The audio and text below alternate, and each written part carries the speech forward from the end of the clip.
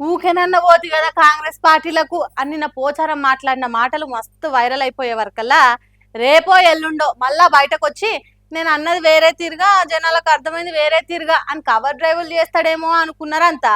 కానీ అట్లా కాదు, నేను ఉన్నదే మాట్లాడినా అనుకుంటా ఆయన చేసిన కామెంట్లకు కట్టుబడే ఉన్నా అంటున్నాడు. ఇట్లా చూడురు కావాలంటే. మళ్ళీ మనం తీర్పులు ఎందుకు మాట్లాడాడు, దాని ఏం లేదు, ఉన్న మాట మాట్లాడంతే. రాష్ట్రం ఏం లేదు, మళ్ళీ అటుపోతాడా ఇటుపోతాడా. నా ప్రజల కోసమే నా జీవితం, ప్రజల సంక్షేమం కోసమే నా ఆలోచన, కార్యకర్తల బాధలు తీరడానికి నా ఆలోచన. దానికి అనుగుణంగా నేను పనిచేయాల్సి వస్తుంది తప్పితే నాకు ఒక్క పైసా కూడా ఒక % కూడా స్వార్థం అనేది నాకు లేదు. స్వార్థం అనేది నేను ఉంటే రాజకీయం అనుకుంటాను, కానీ ఇటువంటి దౌర్భాగ్యం పని నేను చేయలేదు.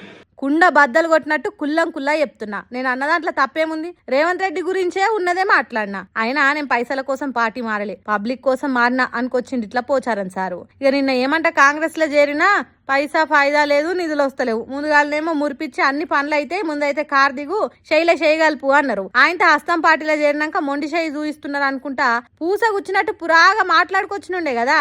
ఇక పోచారం అట్లా మాట్లాడే వరకల్లా కథం కాంగ్రెస్లో కయ్యాలేసినాయి కావచ్చు.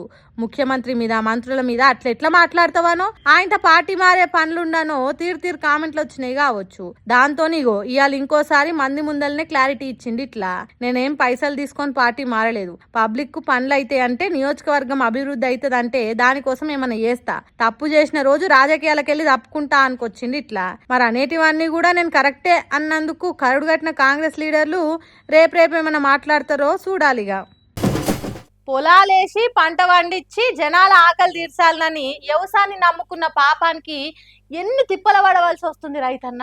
ఒడ్లు కొనురి సార్లు, మద్దతు ధర ఇప్పియుర్రయ్యా, రైతు బంధు టైంకి ఇయ్యుర్రి సారు అని ప్రతి దానికి దండం పెట్టి అడుక్కోవాల్సి వస్తుంది. ఆఖరికి ఇయ్యాల కూడా ఇట్లా కాళ్ళు కూడా పట్టుకొని కనికరించుర్రయ్యా అని కండ్ల నీళ్లు పెట్టుకునే కాడికి వచ్చింది అన్నదాత బతుకు. పాపం చూడు. 900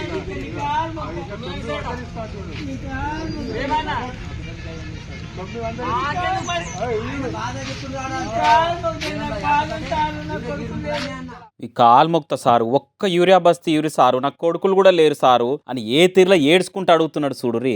మెదక్ జిల్లా కొల్చారం మండలం రంగంపేట కాడ ఈ రైతన్న రందితోని సొసైటీ స్టాఫ్ కాళ్ళ మీద పడి ఈ తీర్లు అడగబట్టిండు. గంటల కమానం నిలబడి పడిగాపులు కాస్తున్నా ఫాయిదా లేదు, ఈ సర్కార్ల మా తిప్పలు చెప్పవశం కాదనుకుంటా అరిగోసలు పడుతురు ఇట్లా అన్నదాతలు. ఇక ఓ దిక్కు మంత్రులు లీడర్లుండి ఏమన్నా అంటే యాప్ల్లో బుక్ చేసుకుంటే వద్దన్నా వస్తే యూరియా బస్తాలని మాట్లాడతారు. కానీ వ్యవసాయం తప్ప ఇంకేం తెలియనా రైతుల తన స్మార్ట్ ఫోన్ ఉండాలి, ఇంటర్నెట్ ఉండాలి, దాన్ని ఎట్లా వాడి బుక్ చేసుకోవాలనో తెలిసి ఉండాలి. రైతులందరికీ అవన్నీ తెలియవు కదా.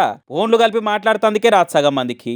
ఏసీ రూముల సల్లగా కూర్చొని షాయిలు దాక్కుంటా రైతులు యాప్ల్లో బుక్ చేసుకోవచ్చు అని చెప్తే అయ్యే పనేనా? ఆలోచించాలి కదా జరనన్నా అని అనుకుంటా ఇటువంటి వీడియోలు చూసిన నెటిజనాలు కోటింగ్ వేస్తున్నారు గట్టిగానే సర్కార్కు. ఎద్దేడిసిన వ్యవసము రైతేడిసిన రాజ్యము ఎన్నటికి బాగుపడదంటారు. మరి అలా మందిల్నే ఈ తీర్ల కాళ్ళు పట్టుకొని కండ్ల నీళ్లు పెట్టుకునే కాడికొచ్చింది పరిస్థితి అంటే చెప్పుర్రిగా. ఇసుంటి ముచ్చట్లు రోజుకోటి చూసే వరకల కొందరుండి ఇప్పుడు కాంగ్రెస్ గవర్నమెంట్ కూడా అన్ని ఆలోచన చేసే ఇసుంటి చేస్తుంది కావచ్చు. ఎందుకంటే ఇప్పుడు టైంకు యూరియా ఇస్తే పంటకు నీళ్ళు ఇవ్వాలి, ప్రాజెక్టుల్లో మోటార్లు ఆన్ చేయాలి, పంట వండితే ఒడ్లు కొనాలి, మద్దతు ధరతో అదో పంచాది, మళ్ళా సగం కొన కుట్టే ఇంకో తీరు తిప్పలు. అందుకే ఇప్పుడు యూరియా బస్తా కాడనే వ్యవసాయం పీక విసికితే రేపటి నాడి కష్టాలు ఏవి ఉండవని ప్లాన్ కావచ్చు అనుకుంటా పచ్చి మాటలతో నిచ్చి పడేస్తున్నారు ఇంకొందరు. పంట వండించి దేశానికి ఆకలి తీర్చి అన్నం పెట్టుడు తప్ప ఇంకేం తెలియని అన్నదాతలతోని ఇట్లా కాళ్ళు పట్టించుకున్నా కనికరించని కాలం మోపి వేసిరు చూడురి పాపం.